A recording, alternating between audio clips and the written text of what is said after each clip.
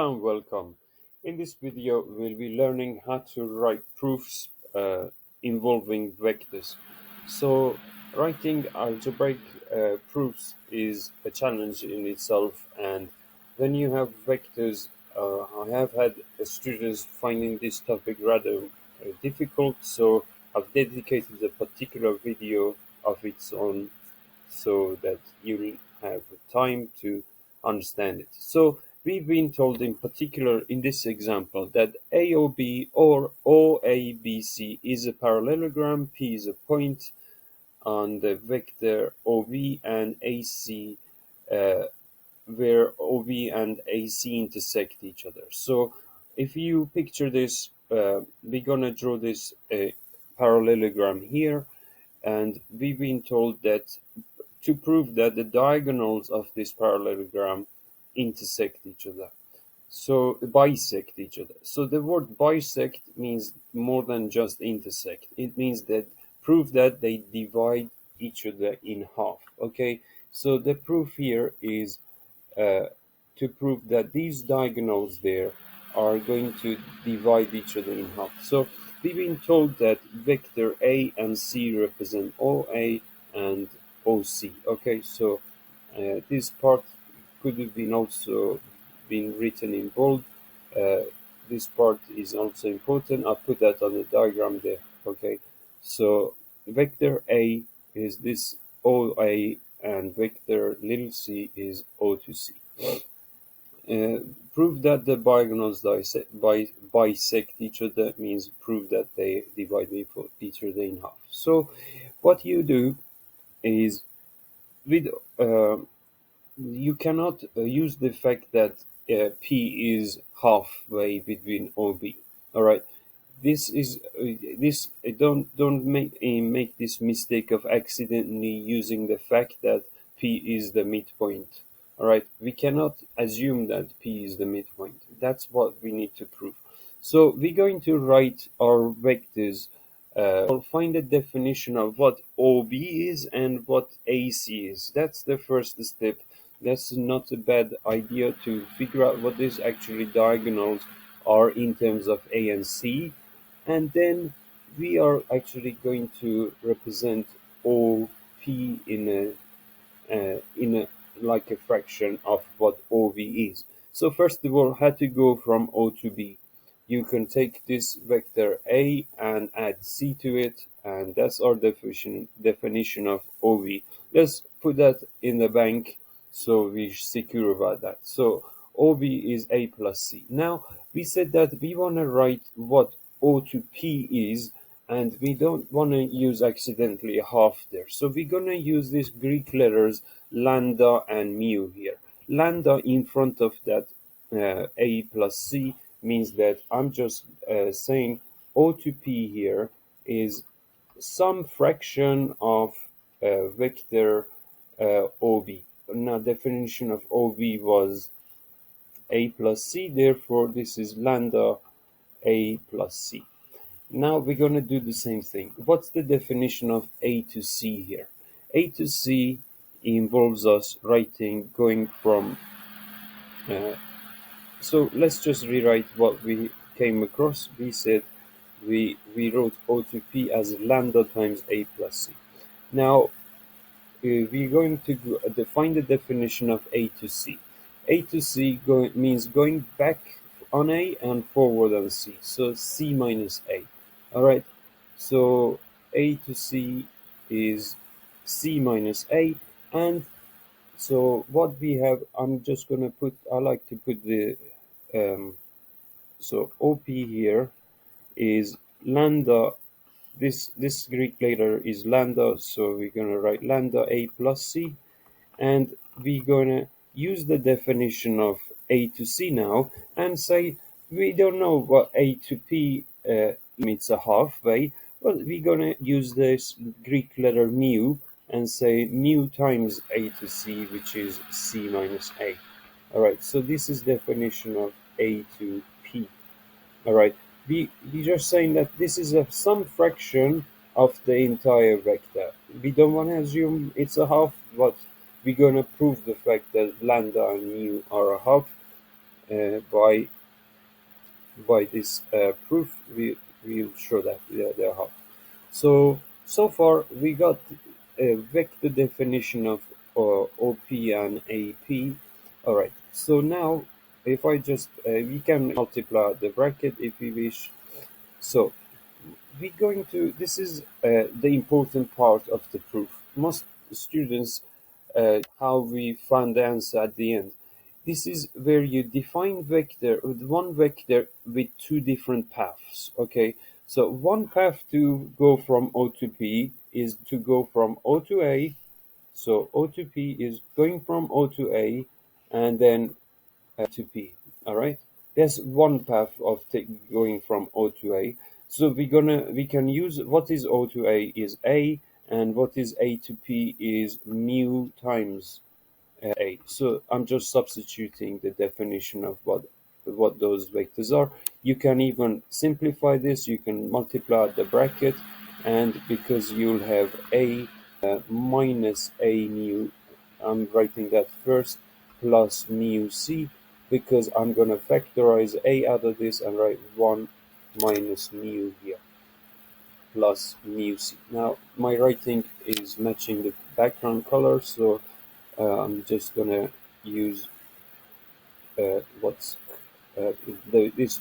This should be slightly better. So now we have O to P. One definition I've put in gold color there, and the other definition of O to P is just calling it a fraction of OV. Now remember, so that's what I've written here. In purple, I've got definition of one, and in gold, I've got definition two. So these two definitions are two. They look the different. They involve those scale factors we need. New we're going to basically set them equal to each other because they're both definition of OP. And what we're going to do is equate coefficients of these two different colors. So if I expand the bracket here, I did this already, so we multiply this bracket out, and here we can factorize A out of these the right hand side. When you factorize A out of that, we're going to end up with this expression here. Now I've color coded them as well. So that was the purple bit here, and this was the gold bit on the right. Now this is the point where you equate coefficients. All right. So because these two vectors were both OP, so this part must equal to this part here. This lambda must equals to 1 minus mu because because of the equal sign, and this lambda must equals to that mu. All right, so I've tried to color code them. We take in the coefficients and we equating the coefficients with each other. So I've, I've put color coding already on the page, so I'm going to rub off my writing there. So we've got these two equations there. Well, that is already telling me lambda is equals to mu. So I can use substitution to solve this simultaneous equation there. And if I do that, I'll end up with this expression here. I replace mu with lambda. So I'm going to add lambda to both sides, and I get 2 lambda equals to 1. Dividing by 2 makes lambda equals to a half. All right. So the mid the line that's missing, if you're not sure, is I added lambda to both sides, and here I divided by 2.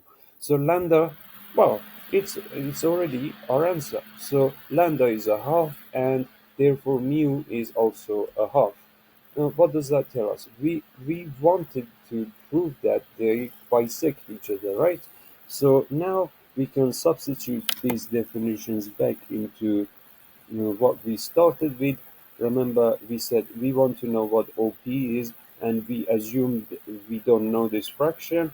That is what lambda is. So let me just say that OP, therefore, OP is equals to half of, this was the definition up here, this was the definition of OB, right?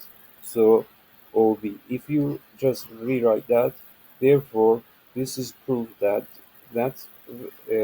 this is bisecting, uh, dividing that diagonal in a half, and also AC. If you substitute lambda into this expression here, oh sorry, the mu into this expression here, this expression doesn't have lambda, means that a to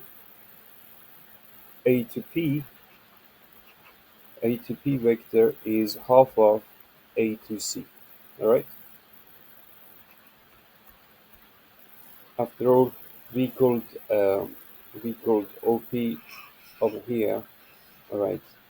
So we called um, a to p to be a fraction of a to c. Remember, we said a to p is just the unknown fraction of a to c, and now we figured that they are bisecting each other. So this ends the proof here, writing it like so. Okay, and you could put a hat there, arrow, half arrow hat there for that. All right, so that's this proof done. Now there is yet another question that you can test yourself with. I suggest you pause the video and have a go at this proof question. The question actually helps you. It scaffolds your way to the proof here. The proof is on this line here, but if you go through the working out, it should lead you to how to prove it anyway, and then you actually need to figure out what that value v is there. So go ahead, pause the video, have a go at this, and then play the video, and I'll show you the answer. I hope you have had a go at this for yourself, because it's actually from IGCSE book, and is for 11 students who take international GCSE. So in this question, A to E, the A to E to E to D is 1 to 2. So let's just find them out here. It's saying that this is 1/3 of A to D, and this is 2/3 of A to D. That's what it means. Okay, so express in terms of x and y what a, c, and b, e are. Alright, so those bold vectors are already on the diagram there. You see those bold lines. So we want to go from point A to C. So that's not hard to notice. A to C is x plus y. I am being lazy, and B to E is going down on x and forward on a to d by a third. Okay, so a to e, I must say, is you can say a to e is just 1/3 of what vector? Vector y, because it's a parallelogram. Notice, yeah. So b to c is parallel to a to d. Therefore, yeah, a to e is just 1/3 of y. Therefore, if I'm going to b to e, from b to e, I'm going a and then adding a to e. So that means minus x plus a third y. Now, it might be needed to write a third y at the front and minus x at the back at the end. So now we've answered part A already, believe it or not. All right. So then what we are said, what's said here is AC and BE intersect at F, okay, which is on the diagram, such that BF is, so B to F, this fraction, this B to F is a fraction of BE. We calling this as like V, as V is a fraction. Basically, V is less than 1, and it's a scale factor. Okay, so you can just call it a scale factor here, and express BF in terms of x, y, and v. Alright, so it's building up, it's trying to actually, this question is helping you, believe it or not, to come up with this proof in a minute.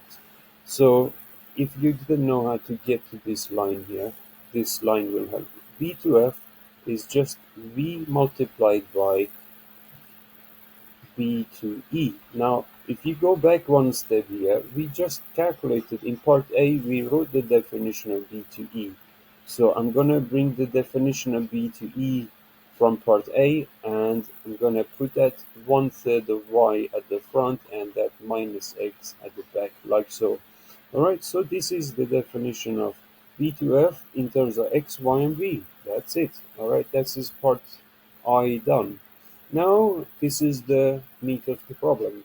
The part double is saying prove that AF is such and such. Okay, so when you are showing something, there is no point going and manipulating this expression A to F. Don't go trying to rearrange and substitute into that expression there, because you're wasting your time. And so let's write definition of A to F. All right, two different ways of defining A to F. All right.